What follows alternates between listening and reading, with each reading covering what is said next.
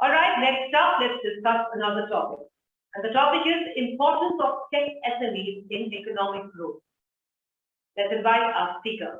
He has been appointed as the General Manager and Chief Executive Officer for HSBC India, effective from 7th June 2021. Prior to taking on this role, Mr. Hitendra Dave was the head of global banking and markets, where his span of responsibilities included corporate banking, financial institutions, debt and equity, capital markets, global markets, and the custody business. Amongst the more visible figures in India's banking industry, he is a senior banker and highly respected for his understanding and views on macroeconomy, corporate development, and financial markets. A member of various advisory committees, he is well networked among India's ink and policy makers.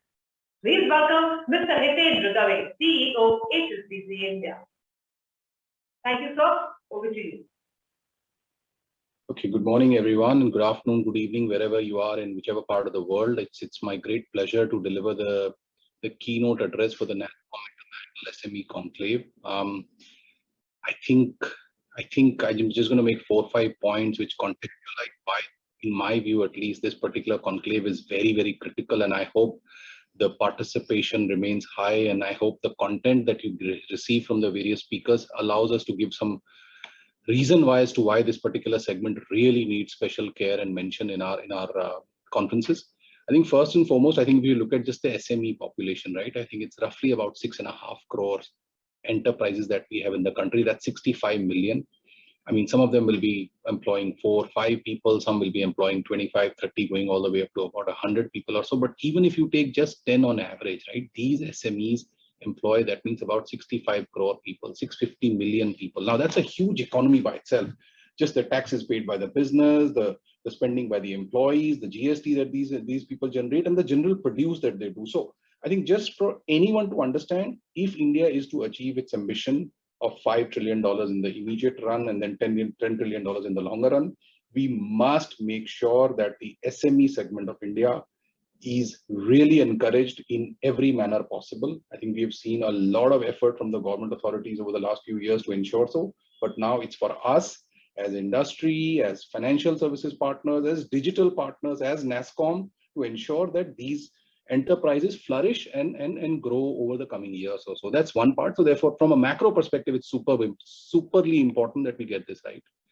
I think the second thing I would highlight that is that just wanting them to grow will not make it happen, right? Ultimately, business needs capital, and that capital is either the own capital, typically in this instance of the family or the promoter or the entrepreneur, or the other is the formal level of finance that the banking system or the NBFC system should provide. It has actually been the case that this sector, by and large, been deprived of capital. It's been deprived of capital for various reasons. Some of them are quite well known.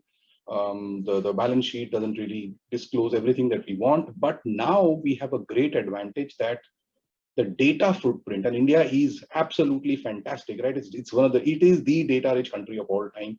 The biggest beneficiary of that should be SMEs, right? We have to use data to do to SME financing what data has done for financing in the retail segment, right? In the last 10, 15 years, the number of people who have become eligible for individual loans, mortgages, car, two-wheeler, personal, credit card, etc., is because of data. We now need to do the similar thing for SME financing. Use the data, the financial system, the banking system, the NBFC system, the excellent payment systems that we have. We have to use that to determine a much higher level of credit worthiness of SMEs than what is reflected using the financial numbers they have.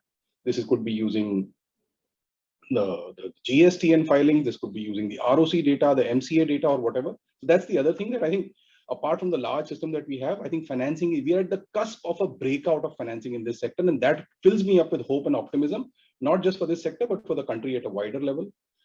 The third thing I'm going to talk about is, again, the digital payment infrastructure that we have, which is really plays to both the NASSCOM agenda as well as the SME agenda. It is without any doubt that India's payment infrastructure today is world-class. It's not just world-class, it's better than anybody else in the world. I mean, the number of payment options all of us carry on our mobile phones now, from the various payment companies to QR codes to the bank apps, which are, again, as good as anywhere else in the world. But this is not just about the consumer. It's also because any SME that wants to sell something, right? Today, it is so easy for them to make payments and to receive payments. And that fills up people with confidence. Ask any small consumer today, if they put out products either through e-commerce platforms or specialized platforms, the payment journey or the collection journey is so much more efficient. Similarly, the footprint that these digital transactions create, it creates a database for them to mine to find newer and newer consumers. Just imagine if you're a small SME in a tier 3 town somewhere in Rajasthan, till now restricted only to serving customers that you could reach out to, physically reach out to, or people who trusted you, believed in your brand, believed in your service. Now the whole journey of sending goods all over India, if not all over the world, has become so much easier using technology, digital payment infrastructure. And again, I hope that these are the kind of conversations that we get to hear over the course of this conclave.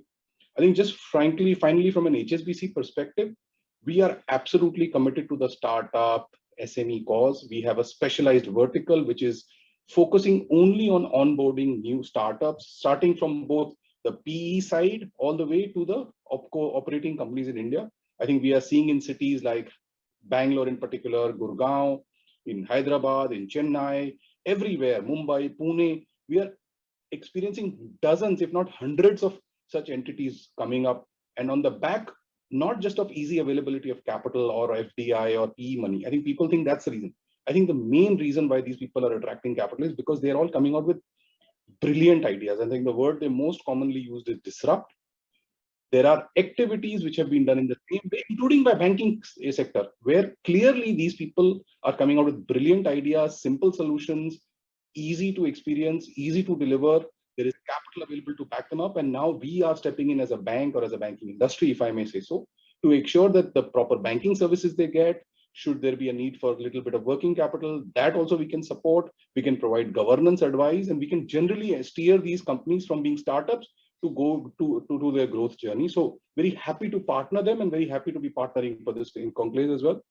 Overall, I think from my side, I think I will conclude by saying that if we get, I'll repeat, if we get the SME sector right as a country, we are well on course to achieve the country's ambition of $5 trillion in the short run, $10 trillion in the long run, and overall become a country where there's a lot more entrepreneurship, a lot more enterprise, and more workforce joining the formal labor force, and therefore a much better place for us and our future generations. Thank you very much for inviting. Thank you. Thank you so much, sir, for doing this, and of course, a big thank you for sharing such brilliant suggestions for all of us. Thank you very much.